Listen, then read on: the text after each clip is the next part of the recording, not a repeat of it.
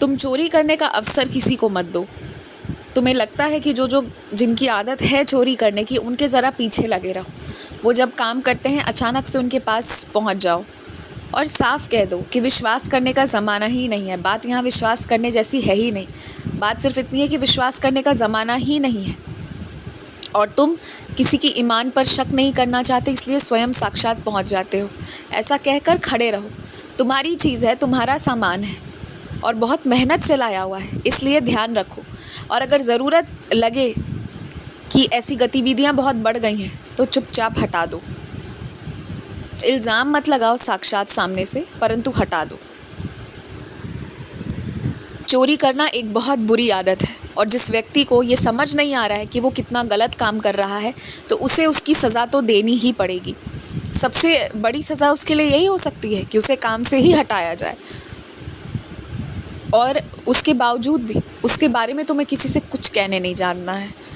तुम जानते हो, मैं जानता हूँ, ये काफ़ी है। तुम्हारे घर के बहुत सारे काम अधूरे पड़े हुए हैं, तुम्हें उसका ध्यान है, मुझे पता है, लेकिन तुम्हारे घर के लोग नहीं समझ रहे हैं। उन्हें लग रहा है कि तुम्हारी तनख्वाह आ रही है और तुम बहुत कुछ बचा रहे हो, तुम देना नहीं चाह रहे हो, तुम करना नहीं चाह रहे हो। मुझे पता है तुम एक बहुत बड़े तनाव के दौर से अभी गुज़र रहे हो। बहुत सारी चीज़ें हैं जो एक साथ चल रही हैं और स्वयं साक्षात तुम्हारे घर पर भी कोई तुम्हारा, सब तुम्हारे ही हैं पर कोई तुम्हारे सा व्यवहार नहीं कर रहा है। सब अलग अलग तरह के व्यवहार कर रहे हैं। मुझे पता है ये चीज़ें तुम्हें बहुत तकलीफ़ में डाल रही हैं।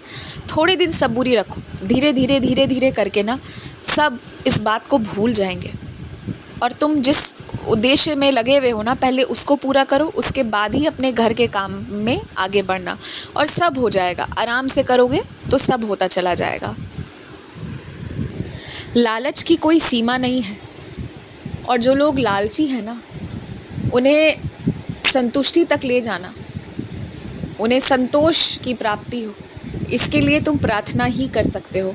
समझाने से बात नहीं समझ आ रही है जिन्हें, उन्हें तुम और बोल कर नहीं समझा सकते, उनके लिए केवल प्रार्थना कर सकते हो। और याद रखो, प्रार्थना में बहुत शक्ति है। कोई भी चीज़ के लिए, बात छोटी हो बड़ी हो, बात 1 रुपए की हो, बात कैसी भी हो, तुम प्रार्थना करो और हर प्रार्थना का जवाब मिल जाएगा तुम्हें, तुम देख लेना। तो कुछ लोगों को और कुछ चीज़ों को तुम्हें बस मेरे हाल पर छोड़ना है और कुछ नहीं करना है तुमने।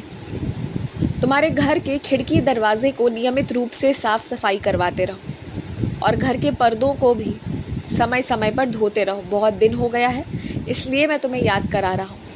और तुम्हारी जो इच्छा है ना, उसकी पूर्ति हेतु तुम मेरे 11 वचन पढ़ो और मेरे सच्चरित्र का अध्याय 11 वो पढ़ो। जो इतने दिनों से शांति बनी हुई है, कोई जवाब नहीं आ रहा, कुछ समझ नहीं आ रहा, वहाँ पर बात आगे बढ़नी शुरू हो जाएगी। तुम अपनी तरफ से प्रयत्न शुरू करो और करके देखो, फिर चीज़ें बदलनी भी शुरू हो जाएंगी। खूब खुश रहो, मुस्कुराते रहो, हमेशा आगे बढ़ते रहो। और जीवन में ना, बस हो सकता है कि कुछ चीज़ें तुम्हारे मन के अनुसार बिल्कुल ना हो, लेकिन इसका मतलब ये नहीं कि जीवन ही तुम्हारे अनुसार नहीं होगा। जीवन तुम्हारे अनुसार ही होगा और तुम्हारी शर्तों पर ही होगा। तुम्हें भरोसा रखना है अपने ऊपर और अपने ऊपर भरोसा रखते हुए मेरे ऊपर, और तुम्हें आगे बढ़ना है। बाकी आगे का सारा रास्ता मैं खोलता चला जाऊँगा, स्वतः ही सब निकलता चला जाएगा। कैसे क्या करना है, घबराना नहीं बस।